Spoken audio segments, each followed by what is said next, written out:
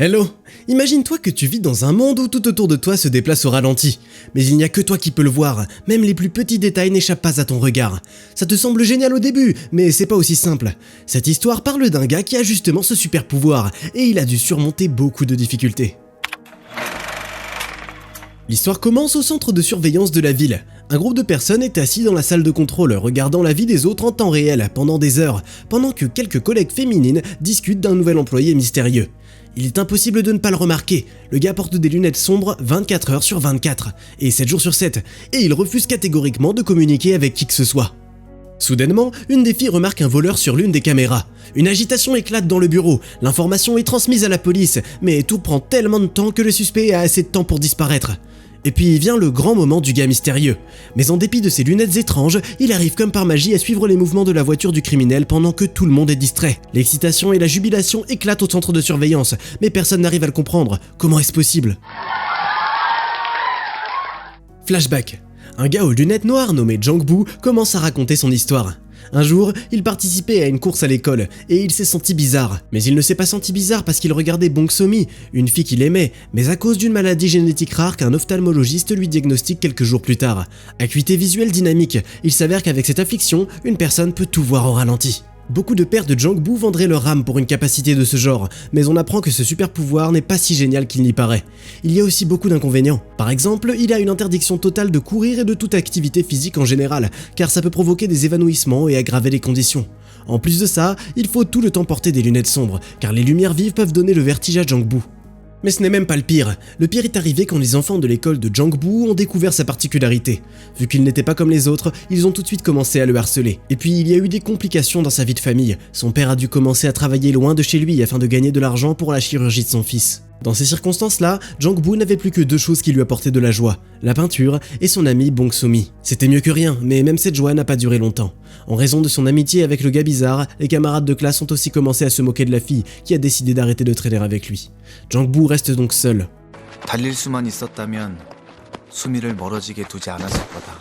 Et puis un plan fou éclot dans la tête du garçon. Il décide de regarder autant de feuilletons que possible pour ruiner sa vue et devenir normal. Étonnamment, ça ne marche pas. Au lieu de s'intégrer à la société, Jang-bu est simplement devenu accro au dorama. Au lieu de sociabiliser pendant 20 ans, il passe son temps à apprendre des feuilletons par cœur. Maintenant, Jang-bu est un adulte, mais il perçoit toujours le monde aussi naïvement qu'à l'école. La situation est compliquée par le fait que son père n'est jamais revenu de son voyage d'affaires, car il est mort dans un accident de travail, et quelqu'un doit s'occuper de sa famille, donc Jang-bu décide de sortir et de trouver un emploi. Il trouve ainsi le travail parfait pour quelqu'un qui est habitué à regarder la vie des autres, un employé de centre de contrôle de caméras de surveillance. Mais Jang-bu n'arrive pas à communiquer avec d'autres personnes, et il n'a pas l'intention d'apprendre à le faire. Malgré tout, certains de ses collègues essaient de s'approcher de lui, surtout un homme plus âgé nommé Bae Yong-so. Il est médecin de profession et il semble voir son nouveau collègue comme un excellent cas pour perfectionner ses compétences. Jang-bu ne répond pas aux questions de son voisin intrusif, suscitant encore plus d'intérêt avec ses façons inhabituelles de faire les choses. Par exemple, un jour, Bae Yong-so le surprend engagé dans une activité étrange. Du centre de contrôle, il joue au catch avec un homme qui pratique le baseball seul tous les soirs. Un jour, le médecin demande à Jang-bu s'il a une copine. Cette question semble sérieusement déconcerter le gars, qui, après une certaine réflexion, décide de retrouver la seule fille qui n'a jamais été en contact avec lui, Bong So-mi. Le gars va chez elle, et il voit que sa chérie se bat avec un collectionneur de dettes, qui ne remarque pas la présence de son ancien ami. Comme s'il était de l'autre côté de l'écran, tout comme il l'était quand il regardait ses doramas. Puis Jang-bu commence une surveillance totale de la jeune fille. Il observe tous les mouvements de Bong So-mi, emprunte les mêmes itinéraires qu'elle, boit le même soda qu'elle, et lui fait des surprises anonymes. Mais pour une raison quelconque, il n'arrive pas à attirer son attention, donc à un moment donné, Jang-bu décide d'aller lui parler après tout. Mais il essaye seulement. En réalité, il regarde la fille de près et ne dit pas un mot. Bong So-mi le prend pour une sorte de fou et le renvoie. Jang-bu décide de changer de stratégie et tente toutes les options disponibles. Il se rend chez un collègue pour obtenir des conseils, puis chez un ophtalmologiste, puis chez sa mère, à qui il demande de lui donner une nouvelle coupe de cheveux. Suite à ça, il refait une tentative de parler à son ami d'enfance, cette fois armé de fleurs. Le destin lui-même offre le moment parfait à Jang-bu. La jeune fille est presque heurtée par un bus et il la sauve d'une mort certaine au tout dernier moment. Mais c'est là qu'il lui fait un compliment ridicule, et elle s'enfuit. D'ailleurs, elle lui dit qu'au lieu des fleurs, le gars aurait dû lui donner une boîte de ramen. Puis quelque chose d'autre d'inattendu se produit.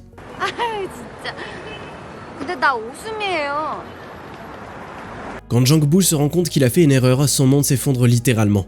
Il avait déjà inventé toute une histoire avec une fin heureuse dans sa tête, comme le ferait un vrai fan de séries romantiques, donc il tombe naturellement dans la dépression. Il arrête d'aller au travail et il ne veut plus dessiner, quand il rencontre accidentellement Osomi dans la rue. Il ne fait même pas attention à elle. La jeune fille, à son tour, voit la misère de Jang-bu et elle change immédiatement sa colère pour de la pitié, contente de passer du temps avec le gars bizarre. Et il n'y a pas besoin de le persuader non plus, Jang-bu continue de surveiller la fille et il semble tomber amoureux d'elle à nouveau. La vraie, elle. La même nuit, ils se rencontrent au restaurant, apparemment par hasard, et le gars lui tend une boîte de ramen. Le couple discute et Osomi démontre son talent d'actrice à Jang-bu alors qu'elle vient d'obtenir un rôle au théâtre, et en retour, elle lui demande de montrer quelque chose aussi. C'est ainsi qu'elle découvre le petit secret de sa nouvelle connaissance, que tout le bar découvre avec elle. Jang-bu n'attrape pas seulement les cuillères de fer qui lui volent dessus une à une, mais il arrive même à lire les chiffres écrits dessus. Maintenant, il passe du temps avec Osomi presque tous les soirs. La jeune fille découvre que tout ce temps, son nouvel ami l'a observé, mais ça ne lui fait pas peur du tout, car au contraire, elle est touchée, c'est l'heure du premier baiser. Mais au tout dernier moment, Osomi commence à dire comme quoi elle a un crush sur le serveur local, et Jang-bu se retrouve dans la friendzone. Mais il s'accroche à quelque chose au cours de cette conversation. La fille dit que le gars du café a l'air de réussir, donc il doit avoir une voiture. Jang-bu décide qu'il doit être aussi bon que lui, ce qui signifie qu'il doit obtenir une voiture tout de suite. Le gars rend visite à toutes ses connaissances et à ses proches, mais aucun d'entre eux ne peut lui permettre un tel luxe. Puis Jang-bu demande à la fille où elle aimerait aller en voiture. Elle répond qu'elle rêve d'aller à la mer. Pour réaliser le rêve de son amoureuse, Jang-bu trouve une solution. Il persuade le chauffeur de bus local, le même joueur de baseball solitaire qu'il a vu sur les caméras, et il l'emmène Osomi dans une autre province pour profiter de la nature. Mais le policier à la frontière ne laisse pas passer le bus et il n'arrive jamais à la mer. Sauf que le désir de Jang-bu de réaliser son rêve semble tout aussi important pour Osomi que sa réalisation réelle. Après un certain temps au travail, Jang-bu reçoit un rapport d'une femme disparue, ce qui se produit au moment exact où il perd de vue Osomi. Ensuite, il est révélé que pendant tous ces mois, le gars a dessiné un plan très détaillé de la ville, y compris les rues où il n'y a pas de caméra. Le gars a compté combien de pas Osomi prenait pour passer chaque rue et il a appris à faire attention à elle.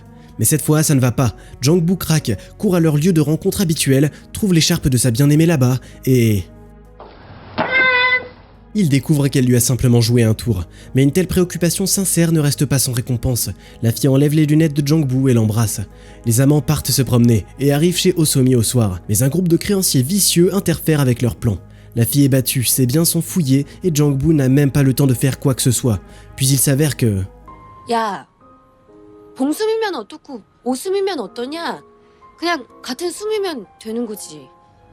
Osomi est en fait la même Bong-somi qu'il cherchait.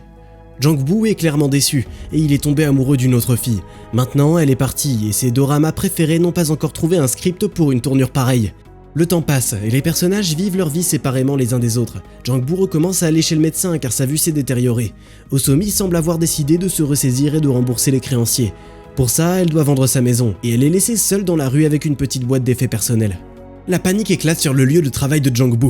Une jeune femme remarque une voiture suspecte et il s'avère que c'est celle utilisée par le criminel qui avait enlevé la femme disparue. Les travailleurs négligents perdent une fois de plus de vue le criminel et Jang-bu est le seul à pouvoir aider la jeune fille. Mais il a d'autres choses en tête, comme essayer de comprendre où Osomi a disparu, car selon ses calculs, elle devrait être de retour à la maison maintenant. Jang-bu panique et se précipite chez elle à vélo. Cette fois, ce n'est pas une fausse alerte. Osomi tombe sur le kidnappeur dans une ruelle. Jang-bu roule de plus en plus vite, mais... heureusement, Bae-yong-so remarque son ami tomber et sort pour l'aider. Jang-bu reprend conscience avant que son copain n'arrive sur les lieux. Il voit Osomi avec le criminel et les attrape, mais il ne peut pas courir. Pourtant, la chance est de leur côté. Le ravisseur est effrayé par le témoin et s'enfuit. Mais hélas, la fille ne semble pas comprendre pleinement les actions de son ami d'enfance. 너 못 달리잖아. 달리면 어지럽다며. Jang-bu est laissé seul dans la ruelle sombre. Bae-yong-so arrive enfin, et la vérité horrible est révélée. Le gars est devenu aveugle. De plus, il était préparé à ça. Jang-bu comptait délibérément ses pas avec une vraie minutie, afin de se retrouver complètement impuissant au moment critique.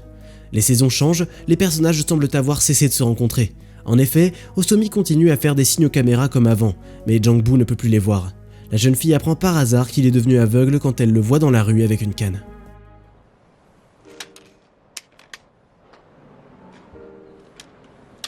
De manière inattendue, Osomi décide de devenir elle-même une harceleuse. Elle suit Jang-bu partout où il va. Ça l'amène à une galerie où elle trouve des dizaines de portraits d'elle-même. Quand Osomi rencontre Jang-bu dans la rue pour le suivre à nouveau, il commence soudainement à lui parler lui-même. Apparemment, il était bien conscient de sa présence depuis le début, car il pouvait la sentir. Le couple s'embrasse et s'en va ensemble au coucher du soleil littéralement, pour le reste de leur vie cette fois. Comme toujours, tu trouveras le titre du film dans la description de la vidéo. En attendant, fais-nous savoir ce que tu penses dans les commentaires. Est-ce que tu pourrais sacrifier ta vue pour venir en aide à quelqu'un de proche? N'oublie pas de t'abonner à la chaîne et de liker cette vidéo, pour qu'on puisse te raconter d'autres histoires. Regardez un film intéressant en quelques minutes, facile. La chaîne Popcorn Sucré a un format ultra pratique qui t'attend. Des courts récits de films allant des films d'auteur aux blockbusters hollywoodiens. Viens récupérer ton pass illimité en cliquant sur le bouton abonner.